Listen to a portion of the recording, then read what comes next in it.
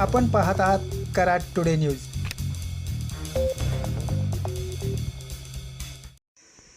पुणे बेंगलोर राष्ट्रीय महामार्गावर सातारा कोल्हापूर लेनवर आज शनिवार दिनांक 9 मे रोजी सकाळपासून वाहतूक ठप्प झाली आहे। कोल्हापूर नाका ते कोयना पूल, पाटण तिकाटणे पुलावर तसेच पाटण तिकाटण्यातून जुन्या कोयना पुलावरही शेकडो वाहने या वाहतुकीमध्ये अडकली आहेत। कडक उन्हाचा पारा त्यात वाहतूक जाम झाल्याने वाहनधारक प्रचंड वैतागले आहेत। दर शनिवार व रविवार वाहतुकीचा हा प्रश्न माहीत असतानाही कराड शहर वाहतूक नियंत्रण शाखेकडून वाहतुकीचे नियोजन होताना दिसत नाही।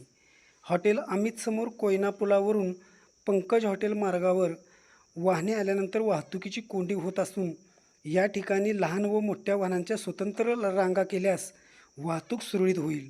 मात्र नेहमीप्रमाणे वाहतूक कर्मचारी आपल्या रोजच्या कामात व्यस्त राहत ठेकेदार कंपनीच्या सुरक्षा विभागावर वाहतुकीची जबाबदारी ढकलत असताना दिसत आहेत। दरम्यान या वाहतुकीचा फटका शुक्रवारी रात्री कोल्हापूर परिक्षेत्राचे पोलीस महानिरीक्षकांनाही बसला आहे। महामार्ग वाहतूक पोलीस व कराड शहर वाहतूक नियंत्रण शाखेने शनिवारी रविवारी विशेष करून कोल्हापूर नाका पाटण तिकाटणे नांदलापूर या परिसरात वाहतुकीचे नियोजन केल्यास वाहतूक सुरळीत होण्यास मदत होईल। आज घेतलेल्या या व्हिडिओमध्ये आपण पाहू शकता कोयना पुलापासून पाटण तिकाटण्यापर्यंत वाहनांच्या प्रचंड रांगा लागल्या आहेत।